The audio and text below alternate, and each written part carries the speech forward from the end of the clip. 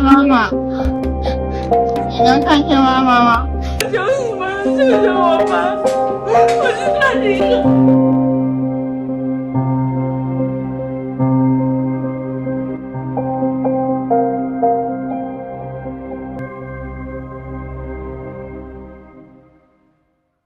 It's all covered in today's China Truths.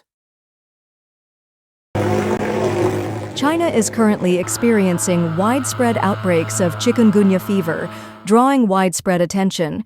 However, mainland China has been plagued by the ongoing COVID-19 pandemic, with official reports showing the country has ranked first in COVID-19 cases for 4 consecutive months. Recently, a blogger in the funeral industry posted a video lamenting that crematoriums are seeing the most sudden passings among people born in the 1980s and 1990s. Sudden passings aren't news. They're just young people who can't be cremated every day. Mainland netizens have questioned whether this is caused by COVID-19 or vaccines. Funeral directors. The majority are those born in the 1970s, 1980s, and 1990s. Too many. On August 8th, a man in a video said that the most bodies being handled at crematoriums now are not those born in the 1950s or 1960s, but those born in the 1970s, 1980s, and 1990s. A few days ago, a friend at the crematorium explained that their shifts are split into morning and evening shifts. The morning shift handles those who have passed away suddenly, while the evening shift mostly handles middle-aged individuals facing stress, insomnia, mortgages, car loans, credit card and online loans, bank defaults, and company bankruptcies. Too many. Sudden passing isn't news, it's part of everyday life. There's no end to the young people being cremated every day. On July 25th, mainland Chinese Douyin blogger Zibo Funeral Cemetery Old Liu bluntly stated in a video, "Who are the most common crematoriums receiving these days? Not the elderly, but those born in the 1980s and 1990s. Our evening shift is full of those who pass away suddenly, those who stay up late, those who work overtime, and those who pass away from stress. You could be next." Sudden passing isn't news. It's the endless stream of young people being cremated every day. A Shandong netizen commented in the comments section, "Most of the people at Boshan Baishadong, funeral home in Boshan District, Zibo City, are born in the 1970s, 1980s, and 1990s. The average age in my country is only in their 60s. My uncle works in funeral services, and he also said there are more young people now." Shocking comments from netizens. A Zhejiang netizen. "I was born in the 1980s, and 30 of my classmates have passed away in the past 5 years." A Jiangxi netizen. "This year, 6 people around me in their 30s and 40s have passed away, all men." An Anhui netizen. "I'm only 30, and 8 of my classmates have already passed away. Over 10 of my classmates born in the 1980s have indeed passed away." A Shandong netizen commented, "I was born in 1987, and 2 of my childhood friends have passed away. Those born in 1990 have also passed away." A Guangxi netizen commented, "I was born in 1990, and 6 of my classmates have already passed away." A Beijing netizen commented, "I was born in 1985, and 2 of my classmates have passed away." A Hubei netizen commented, "I've lost sight of several of my classmates. They passed away from uterine cancer, liver cancer, 3 of them suddenly passed away from heart attacks, and 1 from cerebral infarction." A Jiangsu netizen commented, "Those born after 2000 are amazing. In just 5 years, 21 of my friends have passed away. This year, 2 female classmates passed away. 1 passed away from a heart attack while helping her child with homework, and another passed away from a cerebral infarction after giving birth and taking care of the child alone.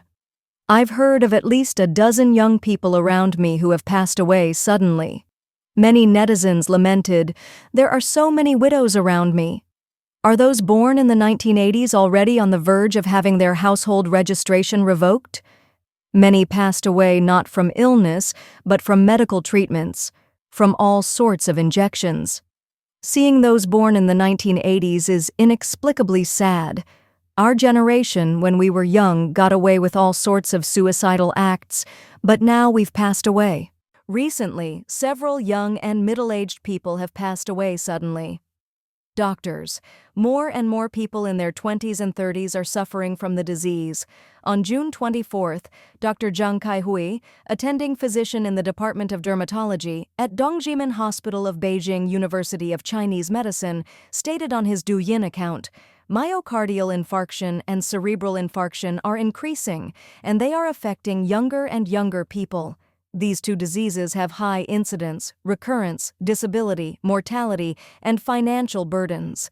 People in their 40s are now frequently hospitalized, and even those in their 20s and 30s are becoming increasingly ill."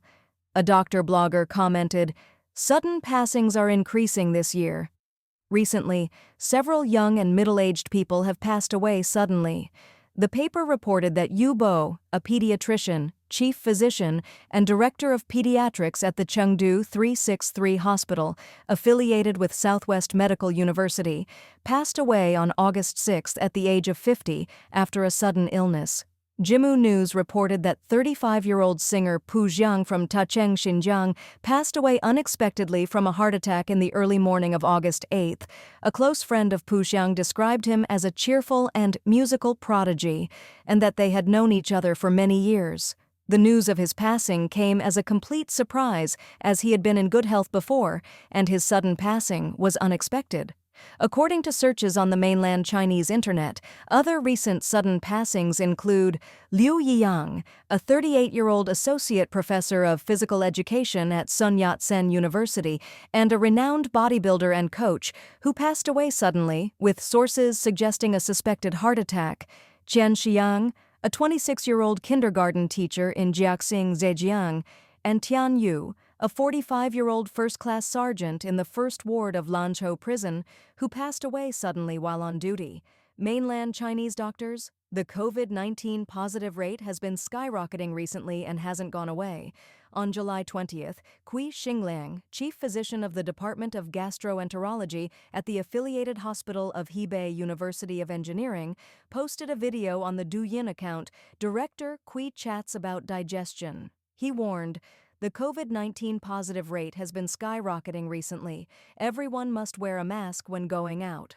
Li Dongzheng, chief physician of the Department of Infectious Diseases at Beijing Yuan Hospital, also said in a video on July 10th, "Actually, I'm telling you, COVID-19 has never disappeared. It's true that COVID-19 cases are gradually increasing nationwide. Emergency visits, outpatient visits, and hospitalizations have all seen increases." Regarding the frequent sudden passings among young people, many netizens have attributed it to COVID-19 or the vaccine, saying, "Everyone started getting vaccinated for the post-80s generation." Have you noticed that since the pandemic began, more and more people are passing away from various illnesses? In the past 2 years, there have been particularly high numbers of people suffering from stroke and cerebral hemorrhage, mostly in their 30s and 50s. The 3-dose vaccine is slowly and effectively taking effect. In the face of this pandemic, seek shelter quickly. A life-saving solution is at hand. Since the outbreak in China in 2019, the novel coronavirus, CCP virus, has continuously mutated in China, but Chinese Communist Party officials have consistently concealed the truth. The latest data released by the Chinese Center for Disease Control and Prevention shows that in April, May, June, and July of this year, the number of Category B infectious diseases nationwide ranked among the top 5 diseases, with COVID-19 leading the list. Once branded as an unstoppable juggernaut, China now hides a human catastrophe behind gleaming towers. The mask of prosperity is slipping, and what emerges is a nation fraying at every seam. Yesterday's teachers, engineers, and office workers are now sleeping in underpasses, digging through trash bins for food. Beneath the polished image of modern China lies a cruel statistic: over 600 million people scraping by on less than $2 a day. Officials call it social harmony. Reality calls it survival. For years, Beijing sold the world a futuristic fantasy, high-speed trains, tech giants, glittering skylines. But that fantasy is collapsing under the crushing weight of debt, joblessness, and vanishing hope. Even Premier Li Keqiang once let the truth slip. More than half the population lives on under 1,000 yuan a month. That's not enough to live, not in villages, not in megacities, and certainly not in a society that promised prosperity for all. Shenzhen's tech workers, Beijing's elderly, Chengdu's delivery riders, all are being swallowed by the same economic quicksand. The middle class? It's vanishing. In just a few years, disaster has moved at lightning speed. Assembly lines have gone silent. Real estate empires have crumbled. Entire industries have downsized. And in their place, a new underclass has formed. One made up of gig workers, recent graduates, and the elderly, all battling poverty together. Homelessness, once a taboo, is now a growing normal. In cities like Nanjing and Zhengzhou, tent cities have appeared beneath bridges. In Shanghai, food bank queues grow longer every week. Seniors kneel in once busy shopping districts, holding signs asking for a single meal. Social media has captured what state TV won't dare to show. Families huddled in parking lots, children washing in gas station sinks, former managers now living in plastic shelters. These are the hidden worlds within China's urban jungle, invisible to outsiders, but heartbreakingly real. Beijing says nothing, but on the streets, the collapse is impossible to ignore. And it's picking up speed. China's economic downturn, hungry youth, collapsing cities, and a nation in denial. In the shadow of Chongqing's skyscrapers, groups of hungry youths silently scavenge supermarket dumpsters at night. They aren't rebels, just starving.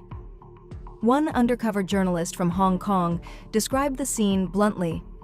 "The poverty here is worse than anything I saw in rural Cambodia."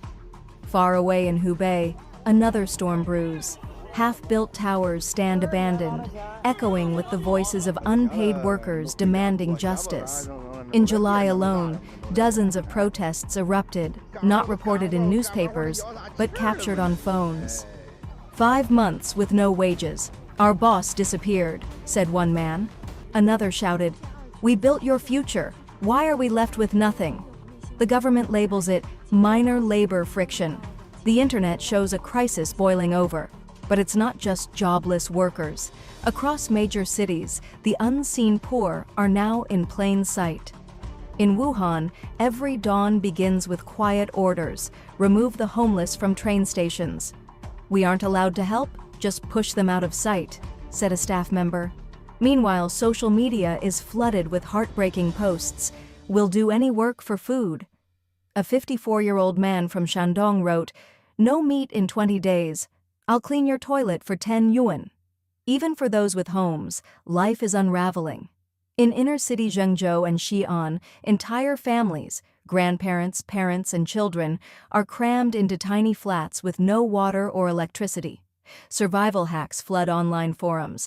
How to cook weeds, how to stretch one bowl of rice for 3 meals. The job market? It's collapsing. Data scraped from job sites like Boss Jipin shows a staggering 80% plunge in listings for sectors like construction and manufacturing. Some fresh grads accept humiliating government internships paying 800 yuan a month if they get paid at all. The gig economy is crumbling too. Food couriers now sleep in delivery boxes to avoid rent. One heartbreaking video from Hangzhou showed a rider sobbing, fined for eating instant noodles on a curb. Municipal budgets are drying up fast. Shelters are full, funding is slashed, and officials are told not to fix the problem, just hide it. "We were ordered to clear the streets, not to help people," admitted one whistleblower from Nanjing's Civil Affairs Bureau. "Make it invisible. That's the directive." Please share your thoughts in the comments section below. We will keep reporting on the COVID surge in China, so don't forget to subscribe to our channel and turn on the notification bell to get the latest videos. And thank you for tuning in.